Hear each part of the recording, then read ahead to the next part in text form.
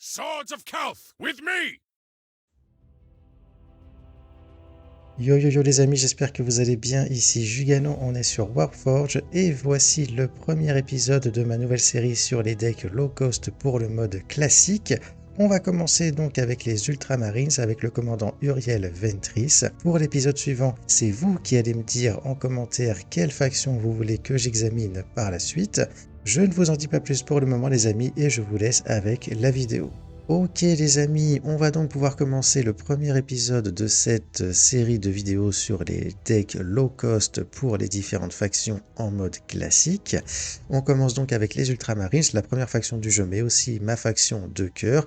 Et donc je vais vous proposer un deck avec Uriel Ventris, un deck avec voilà, le commandant de base Uriel Ventris. Il s'agit de ce deck là. Un deck qui est plutôt du style aggro, burn, un petit peu contrôle aussi, d'accord. Ça va être un deck assez agressif, ok. C'est un deck dans lequel en fait ce qu'on va chercher à faire, c'est de tuer l'adversaire le plus vite possible, tout simplement en utilisant toutes sortes de cartes qui vont nous permettre d'infliger des dégâts sur le commandant de l'adversaire, tout en gérant le board de notre adversaire. Ça marche un petit peu comme un deck Gym Boss avec Titus, d'accord. On va avoir tout plein de cartes qui vont nous permettre de gérer les troupes de l'adversaire, des cartes qui vont nous permettre de faire ça tout en infligeant des dégâts sur le commandant de l'adversaire, des cartes aussi uniquement de burn pour juste infliger des dégâts, etc.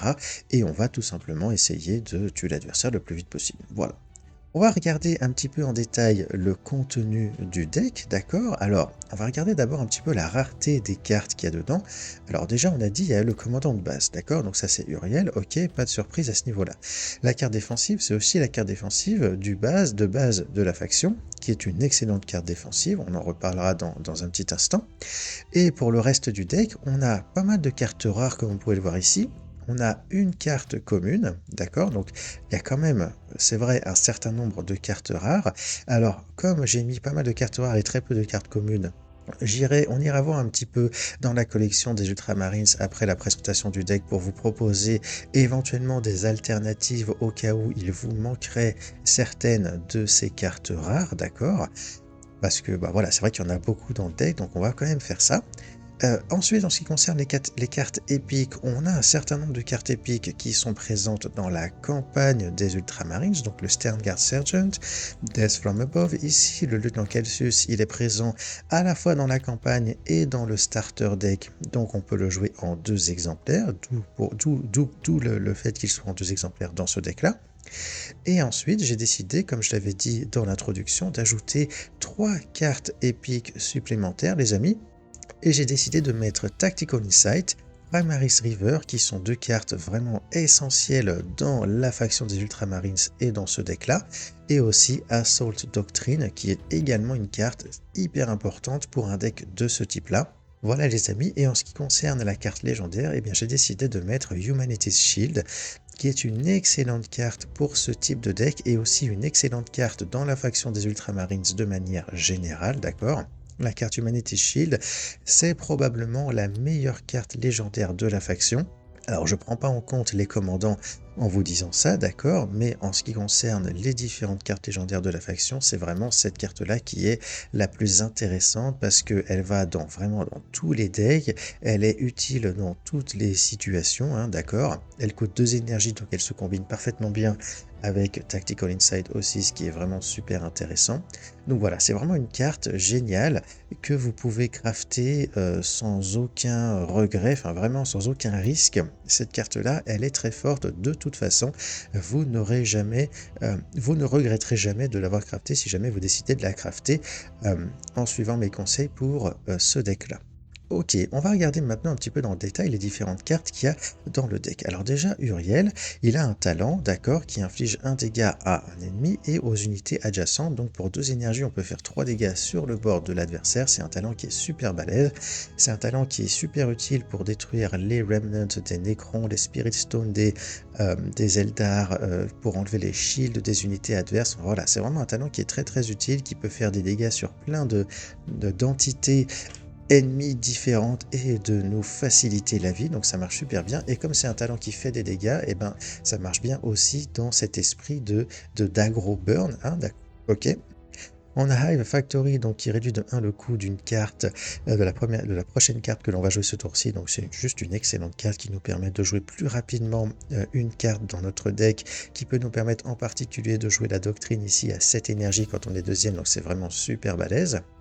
Le Scout, petite unité qui coûte une énergie, qui inflige un dégât avec son rallye, donc c'est essentiellement pour ça qu'elle est là cette carte. Ce 1 dégât va nous permettre d'achever notre adversaire, d'achever des troupes éventuellement de notre adversaire. Et c'est une carte qui, comme elle coûte une énergie, peut aussi nous aider à utiliser le codex de certaines de nos troupes. Par exemple, on est à 7 énergies, on a Lieutenant Calcius en main, on ne peut pas activer son codex, sauf que si, parce qu'avec le Scout, on va pouvoir dépenser l'énergie supplémentaire qui nous manque et on va pouvoir déclencher le codex donc de notre unité. Voilà, donc c'est une manière d'utiliser le Scout et c'est pour ça qu'il est intéressant. Un exemplaire donc de Tactical Insight, cette carte-là, elle est très très forte, hein, d'accord. Elle permet de doubler en fait le codex de nos unités, c'est vraiment essentiellement à ça qu'elle sert. On a l'Éradicator qui inflige des dégâts aux unités adverses avec armure, on a le Lieutenant Calcius qui inflige des dégâts sur le commandant de l'adversaire, on a Predator Annihilator qui peut faire plus ou moins la même chose.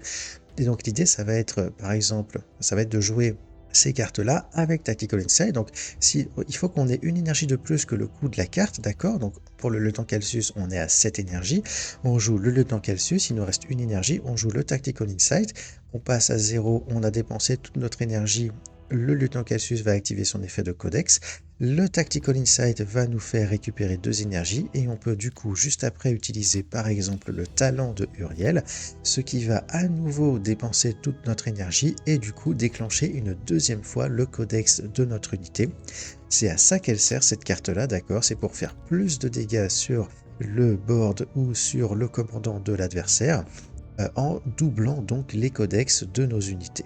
Ensuite, on a Heroes Respite, petite carte de pioche, très sympa dans un deck comme ça parce que on peut se retrouver dans des situations où on va utiliser assez rapidement toutes les cartes de notre main, se retrouver donc à court de ressources et cette carte-là est là pour nous recharger justement pour qu'on tombe jamais à court de ressources, donc très sympa. Humanity Shield, voilà, excellente carte, on l'utilise quand on a besoin de survivre un tour de plus pour réussir à achever notre adversaire ou éventuellement pour attaquer une troupe de l'adversaire qui a beaucoup de points d'attaque sans prendre de dégâts, d'accord. Donc c'est une carte qui vraiment, dans certaines situations, nous permet soit de prendre moins de dégâts, comme je l'ai dit, soit de survivre un tour de plus pour pouvoir réussir à gagner la game alors que ça aurait été compliqué sans. Cette carte-là, elle est vraiment excellente pour ça. On a Point Blank Shot, 2 dégâts, donc si on détruit une troupe de l'adversaire, on pioche une carte, c'est super. Si on est en late game, on peut aussi mettre ça sur le commandant de l'adversaire pour réussir à le tuer plus rapidement, ok. Primaris River, une excellente carte dans la faction des Ultramarines, ça pour 2 énergies, un flanqueur qui peut faire 3 dégâts, donc c'est super cool. Le Primaris River, comme il coûte 2 énergies, il peut se combiner avec Tactical Insight, ce qui rend cette carte très intéressante aussi. Donc par exemple, là, toujours pareil, on a le Lieutenant Calcius, on le joue à 7 énergies, il nous reste une énergie, on fait Tactical Insight, ensuite on met Primaris River, et donc non seulement on aura déclenché 2 fois le codex de notre unité, mais en plus de ça, on va pouvoir attaquer et gérer le board de notre adversaire avec notre flanqueur, donc c'est vraiment très très fort, hein, ce genre de combinaison. On enchaîne avec Devastator Doctrine qui va pouvoir donner Blast 3 à une de nos unités, donc soit un flanqueur, soit notre commandant. Cette carte-là, elle nous permet de gérer les troupes de l'adversaire, donc plusieurs troupes de l'adversaire en même temps, et aussi en même temps de mettre des dégâts sur le commandant de l'adversaire. Donc c'est exactement ce qu'on cherche à faire avec ce deck-là. Avec le codex, on peut également donner plus 2 en range attack à l'unité ciblée par cette carte, donc peut-être notre Warlord qui va taper à 4, ou alors éventuellement un Primaris Inceptor qui est la prochaine carte qu'on va voir, hein. Ça marche très bien aussi sur lui, hein, la doctrine. L'Inceptor, c'est une excellente carte de la faction des Ultramarines, un petit flanqueur qui coûte 3, qui a de très bonnes stats, qui a Flying, qui peut augmenter ses points d'attaque avec Codex, c'est vraiment une carte exceptionnelle. Une carte qui est là pour nous aider à gérer le board de l'adversaire. Comme c'est un flyer, c'est une carte qui n'est pas facile à gérer non plus, donc c'est vraiment une carte excellente, exceptionnelle. Sterngard Sergeant, voilà, un petit exemplaire parce que c'est une carte épique, voilà, donc lui il sert juste à faire des dégâts, on le met en jeu, on active son codex, 2 dégâts à un ennemi, donc si on le joue on curve, ça fait 2 dégâts sur le commandant de l'adversaire assez rapidement dans la game, c'est super. Sinon, on peut le jouer plus tard dans la game, il n'y a pas de souci. On va éviter de jouer si l'adversaire a un board avec plusieurs unités parce que les dégâts sont aléatoires, on ne sait jamais où est-ce que ça va tomber. On essaie plutôt de jouer cette carte sur un board vide pour pouvoir infliger les dégâts automatiquement, directement sur le commandant de l'adversaire. Death from Above, une carte de burn, 4 dégâts, plus 1 avec Codex, donc en général on va cibler le commandant de l'adversaire avec cette carte-là, d'accord, hein, voilà, pour essayer de le tuer le plus rapidement possible. Honor Guard, petite troupe très intéressante, hein, excellente stat, Vanguard pour protéger notre Uriel, qui donne de l'armure aux unités adjacentes, donc à Uriel si on le met juste à côté, ce qui fait que notre commandant va pouvoir attaquer en prenant un dégât de moins de contre-attaque, donc c'est super cool. Excellente carte des Ultramarines, ok. Primaris Eradicator, j'ai décidé de le mettre 2 fois dans le deck celui-là parce qu'en fait ça va être notre seule option en gros contre les unités adverses qui ont de l'armure.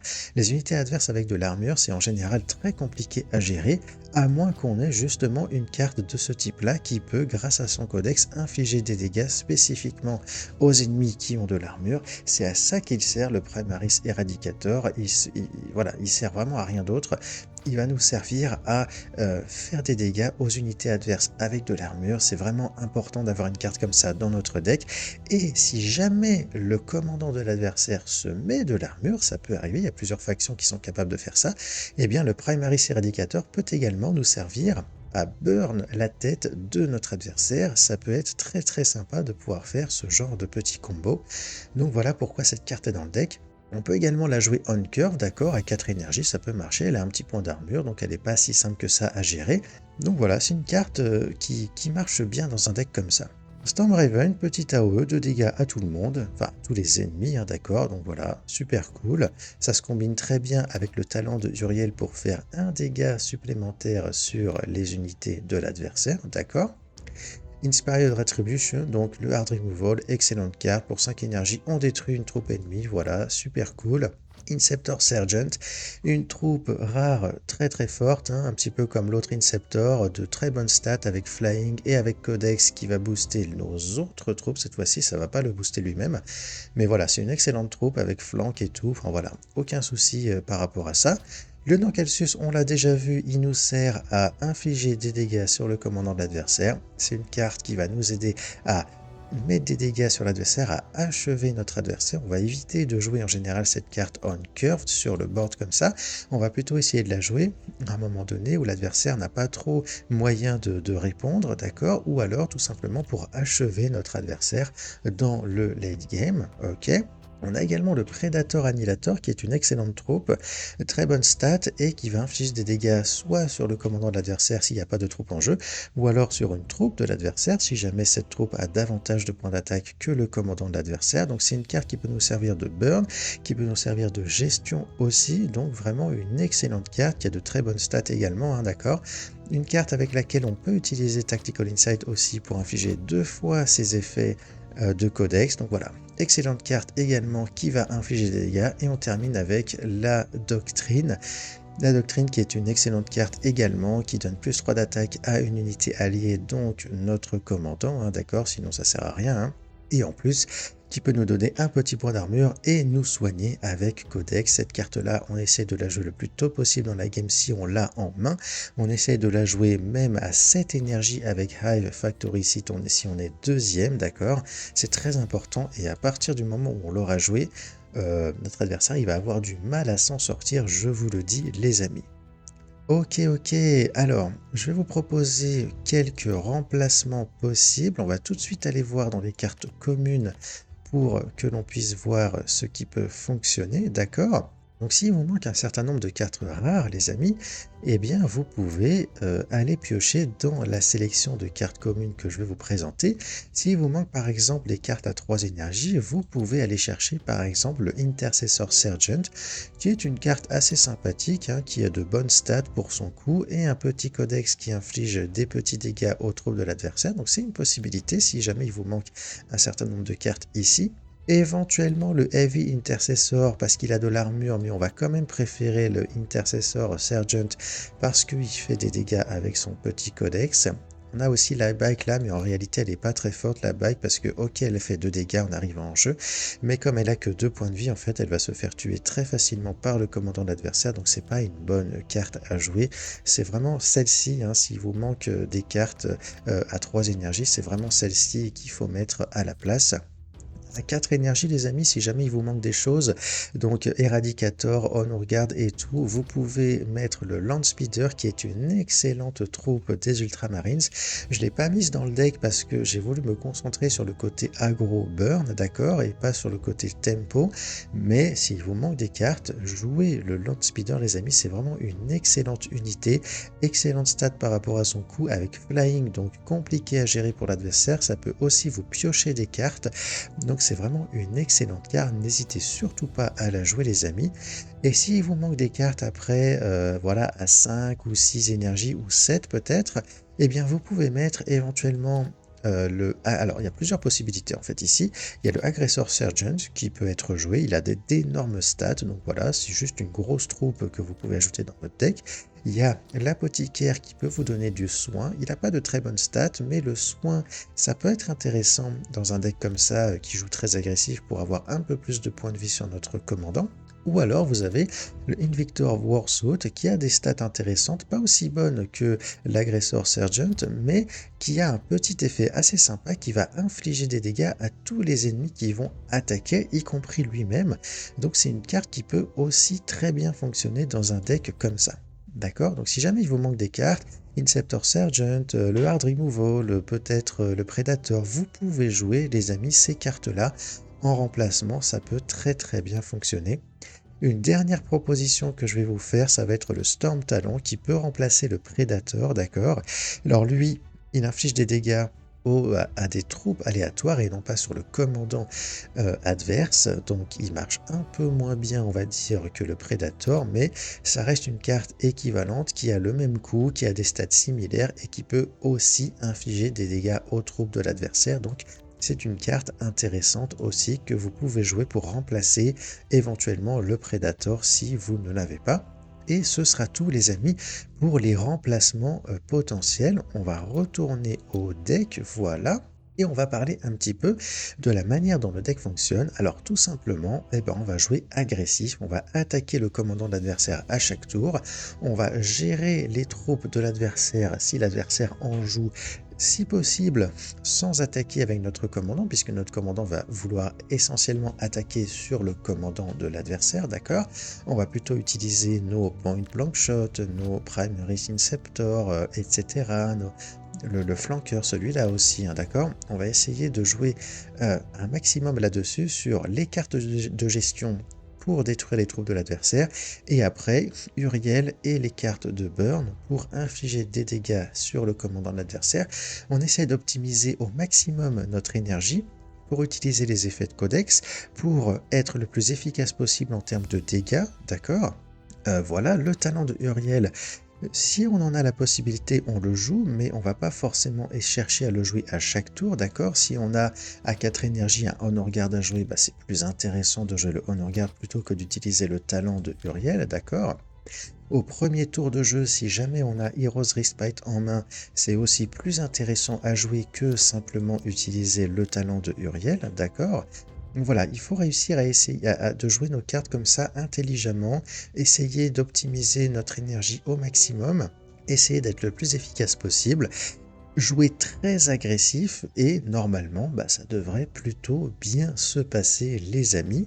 En ce qui concerne le mulligan, si on a la doctrine par exemple, on va en général la garder en main parce que c'est vraiment une carte très puissante. Sinon, on va pas garder les cartes qui coûtent assez cher. On peut éventuellement garder le Hard Removal si on tombe contre un adversaire dont on sait qu'il a la possibilité de jouer des troupes puissantes assez rapidement dans la game. Dans ce cas-là, ça peut être intéressant de garder le Hard Removal. Mais sinon, on va plutôt s'intéresser aux cartes qui coûtent peu cher, d'accord?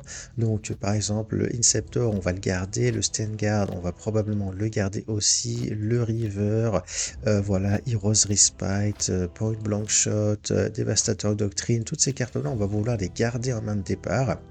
On en regarde aussi, pourquoi pas, parce que c'est quand même une carte intéressante. Le Primaris Eradicator, si on sait que notre adversaire va jouer des cartes avec de l'armure, on peut le garder en main de départ aussi, sinon c'est pas conseillé. Humanity Shield, ça dépend. Si on est contre un adversaire qui, on sait, peut jouer agressif également, peut nous mettre pas mal de dégâts, on peut garder cette carte-là en anticipant le fait que ça va nous être utile à un moment donné. Sinon, c'est pas forcément indispensable de la garder. Le Scout et le Tactical Insight, on va pas forcément les garder non plus, les amis, parce que c'est des cartes qui sont pas très utiles en early game, d'accord, qui deviennent utiles un peu plus tard dans la game. Voilà, le Scout en particulier, alors ça dépend. Contre les Sisters, par exemple, on peut le garder parce que le petit dégât en plus pour empêcher les unités adverses de prier ou pour supprimer un shield sur une unité, ça peut toujours être utile. Donc là, on peut le garder, mais sinon, en général, on va pas chercher à garder cette carte en main. Et voilà les amis, je pense que j'ai à peu près tout dit. En ce qui concerne les match-up, bon, c'est un deck qui marche plutôt bien de manière générale, d'accord. On peut avoir du mal contre des decks qui vont réussir à générer beaucoup de soins, qui vont se mettre de l'armure, ou alors qui vont être capables de jouer des troupes très puissantes. Ça peut être compliqué dans ces match-up-là, mais en général, ça marche plutôt pas mal, d'accord. Voilà, j'ai pas envie de vous faire peur non plus. Donc, non, il n'y a pas vraiment de match-up ultra compliqué. Peut-être Imhotep éventuellement, mais même Imhotep, on peut réussir à le battre si on s'y prend correctement, hein, si on joue nos cartes petit à petit, comme ça, si on se précipite pas trop, ça peut bien fonctionner. Ok, voilà les amis. J'ai pas énormément de choses à dire là-dessus. Je vous propose qu'on passe tout de suite au gameplay, d'accord? Et comme ça, vous allez pouvoir voir le deck en action et vous allez voir que ce deck, eh ben, il tient carrément la route, les amis. Je vous montre ça tout de suite. C'est parti pour le gameplay. Ok, donc on est en mode replay les amis, on affronte Asmodai, ok. Asmodai c'est un commandant qu'il faut réussir à tuer le plus vite possible parce que sinon, s'il commence à jouer ses secrets, ça va devenir très compliqué. Donc là vous voyez, j'ai Death from Above en main de départ, je vais garder la carte parce que je sais que ça va me permettre de lui infliger un max de dégâts et d'accélérer la victoire, c'est très important dans ce genre de match-up. Ok les amis. Puis sinon, le reste est pas mal, hein, d'accord? On va pouvoir piocher des cartes dès notre premier tour avec Heroes Respite. Ok.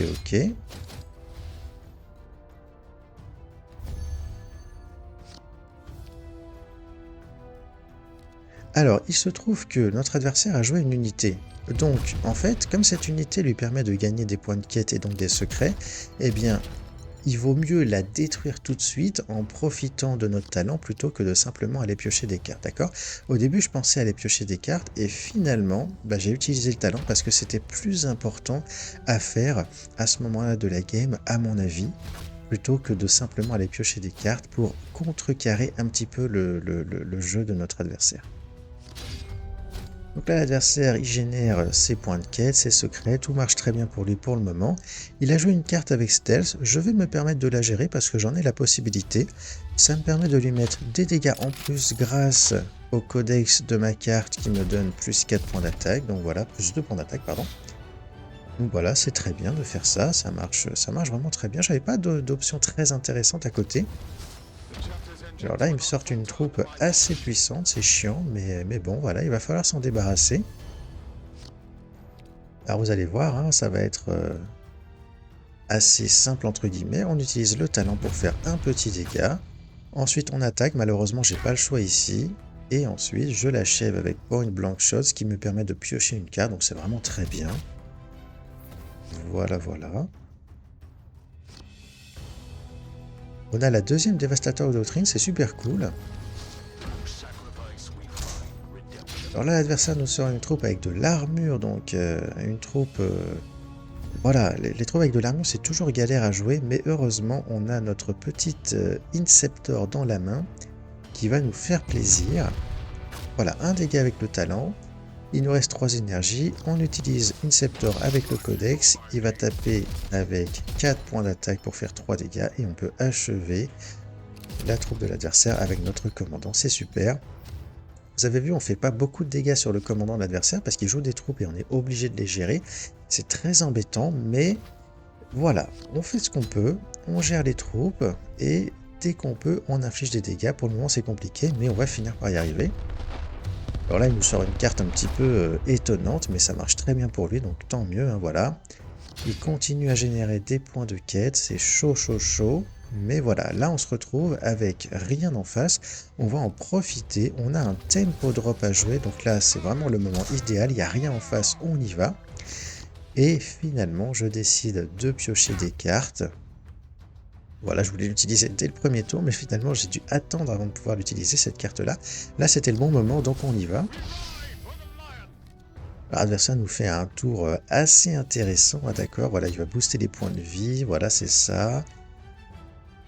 Il utilise son talent, il joue très très bien, franchement ça joue très très bien.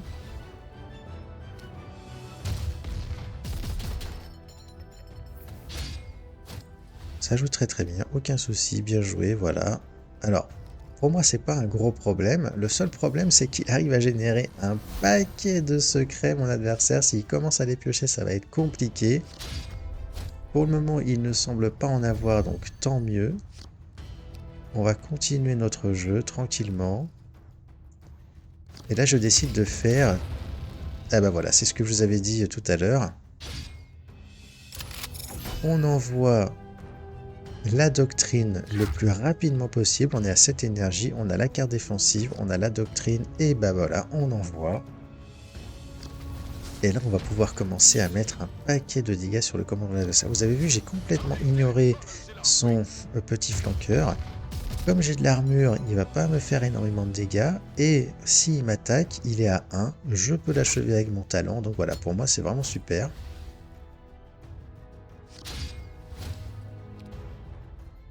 Toujours pas de secret en face, tant mieux. on espère que ça va continuer comme ça. Donc voilà, là je bourrine, hein, tout simplement. On va utiliser ça pour infliger des dégâts, détruire des troupes, etc. etc.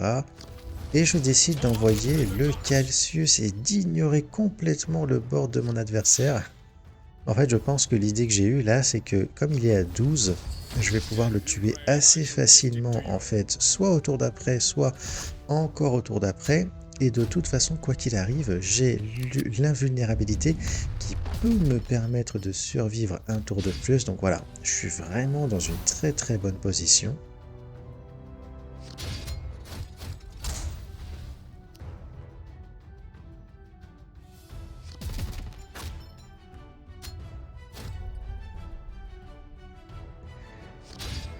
L'adversaire joue son jeu, il n'y a pas de souci, sauf que bah, ça va pas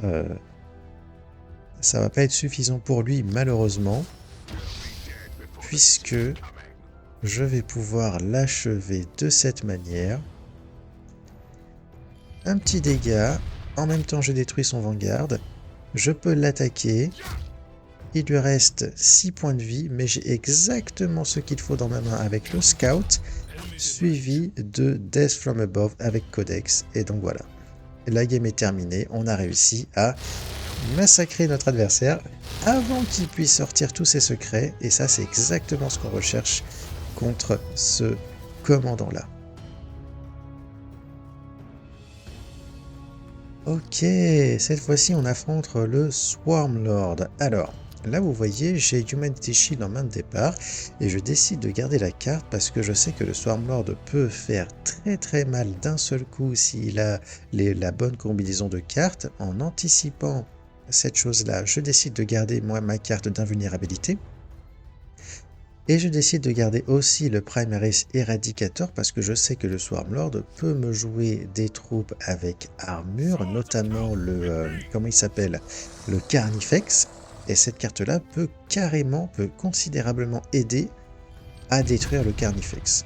On n'a pas grand-chose à faire en early game, on va juste utiliser le talent donc et attaquer en range attack évidemment parce que ça nous permet de prendre un seul dégât de contre-attaque. L'adversaire attaque aussi, très bien, il n'y a pas de souci. Et donc là, on n'a rien de spécial à faire, donc on va refaire exactement la même chose. Voilà, voilà.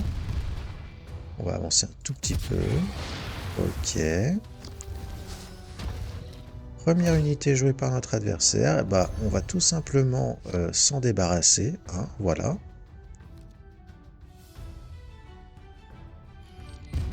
je décide de faire ça comme ça pour optimiser ma dépense d'énergie. Paf, paf, et j'attaque.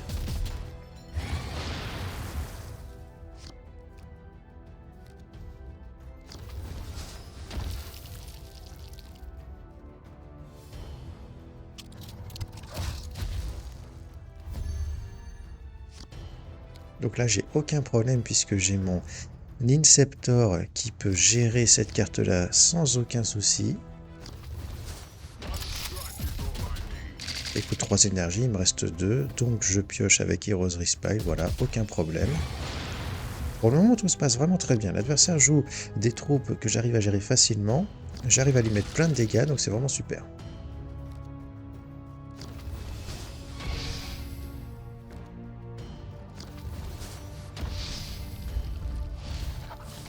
Et là, ça va commencer à chauffer les amis parce que mon adversaire, non seulement il a géré ma troupe, mais en plus de ça, il a mis Stealth sur son gargoyle.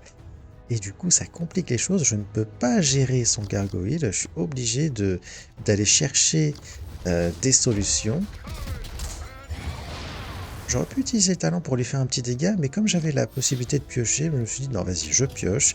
Je mets mon Honor Guard et ça va le faire. Et donc là, les amis, attention. Attention, attention. Il nous a fait un gargoyle surpuissant, d'accord? Il lui a augmenté ses points d'attaque et ses points de vie avec son talent, d'accord? Donc voilà, Life Command. Et aussi avec Harden Biology, d'accord? Pour lui donner en plus de l'armure. Ça nous fait un énorme gargoyle, les amis. Mais vous vous rappelez ce qu'on a dit au début de la game? On a gardé le Primaris Eradicator exprès. Alors attendez, je sais pas ce qui s'est passé, il y a eu un petit bug, mais en fait ça a bien marché. Ce qui s'est passé, c'est que notre adversaire a en plus remis Stealth sur son gargoyle, mais donc, je reprends ce que je disais, on avait gardé en main le Primaris Eradicator justement pour pouvoir gérer les cartes avec de l'armure, et là vous voyez, j'ai Primaris Eradicator, j'ai Tactical Insight en plus dans ma main, et donc je vais pouvoir faire un combo extraordinaire. Vous allez voir ça les amis, attention, attention. Un petit dégât avec le talent. Ensuite, Tactical Insight pour déclencher une première fois le codex de mon éradicateur. 2 dégâts donc sur le gargoyle et je vais pouvoir l'achever de cette manière. J'aurais très bien pu utiliser Humanity Shield aussi là pour me protéger pour le prochain tour. Mais c'était pas indispensable. Et voilà les amis, vous voyez, le Primaris Eradicator, il est super balèze. Il est capable de gérer les unités adverses avec de l'armure comme ça, c'est super cool. Ok, oh Mesos, on va affronter les nouveaux drones, attention, attention. Alors là les amis, donc Predator il coûte cher, on l'enlève, d'accord? Dévastateur Doctrine contre Omesos, ça peut être très bien parce que cette carte-là peut nous aider à gérer plusieurs drones d'un seul coup, d'accord? Et le Sternguard Sergeant, comme on est premier, on va pouvoir le jouer on curve au tour 2 et infliger les dégâts de son codex, donc c'est vraiment super cool. Tour 1, on n'a pas grand chose à faire, on envoie le talent, il n'y a pas de souci, et on va attaquer aussi, hein, parce que bah, il faut bien. Hein. Ok.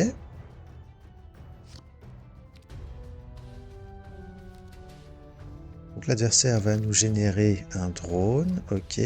Alors petite chose que j'ai pas précisé, il a un shield lui quand il commence le jeu, et vous voyez son shield, on a pu l'éliminer très facilement avec notre talent, c'est vraiment super cool de pouvoir faire ça. Comme je l'avais dit, on joue le Sternguard qui inflige ses dégâts et on attaque, voilà, c'est vraiment super comme plan, comme jeu pour nous pour le moment.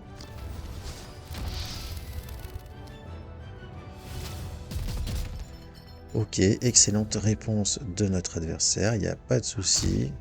Il nous attaque, ça c'est pas une bonne idée parce qu'il voit bien qu'on joue agressif et qu'en plus on est Uriel et Ultramaris, donc voilà, je veux dire, il faut pas qu'il attaque, c'est pas une bonne idée.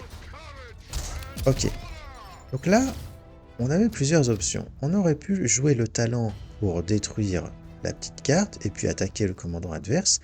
J'ai décidé à la place de jouer mon Honor Guard et de détruire l'unité d'adversaire en l'attaquant. Pourquoi j'ai fait ça? Tout simplement parce que j'étais à 4 énergies. Si j'avais joué mon talent, j'aurais rien pu faire d'intéressant à côté. J'avais la possibilité de gérer la troupe de mon adversaire en l'attaquant, d'accord, directement, et donc je me suis dit, pourquoi pas faire ça, tout en jouant une troupe pour avoir une présence sur le board. J'ai l'initiative, j'ai le contrôle de la situation, et ça c'est une très bonne chose les amis. Quand on a la possibilité de faire ça, il faut le faire. Si on a la possibilité de jouer une unité alors que l'adversaire n'a rien en jeu, on le fait, d'accord. C'est vraiment le meilleur play possible qu'on puisse faire, puisque ça va forcément mettre en difficulté notre adversaire. L'adversaire il va pas faire grand chose ce tour-ci, il est allé chercher une carte dans son deck, voilà, mais il va pas la jouer tout de suite. Il va essayer de se protéger un petit peu, très bien. Et vous voyez là, il m'attaque, il prend des dégâts, et donc c'est génial. Moi j'ai tout gagné en fait, grâce à ce petit Honor Guard.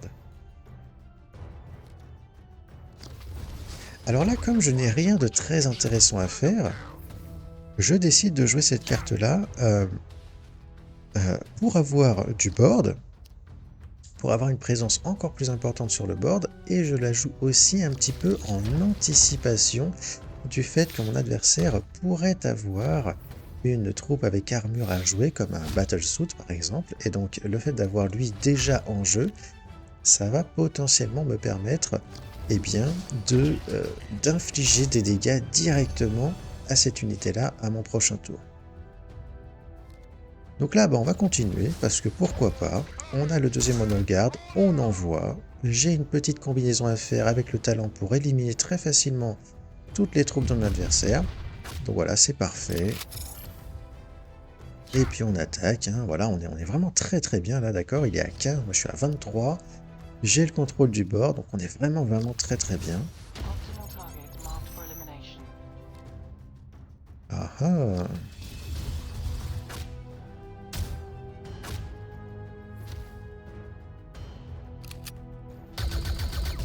Notre adversaire il est vraiment en difficulté, hein, d'accord. Rien que le fait d'avoir quelques petites unités en jeu comme ça, ça le met vraiment en difficulté. Donc c'est vraiment super. Là on va continuer, alors je décide d'envoyer directement le prédateur parce que c'est une troupe solide et que l'adversaire il n'a pas grand chose en jeu, donc on y va. Et là il est à 7, donc en fait on a quasiment gagné, hein. On a minimum 3 dégâts là-dessus, 2 là-dessus, on a le talent qui peut faire quelques dégâts en plus, donc là c'est fini là.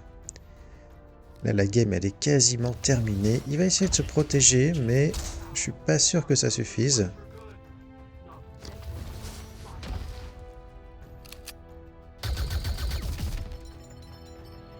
Bon, il décide de m'attaquer parce qu'il sait que ça va mal se finir pour lui de toute façon.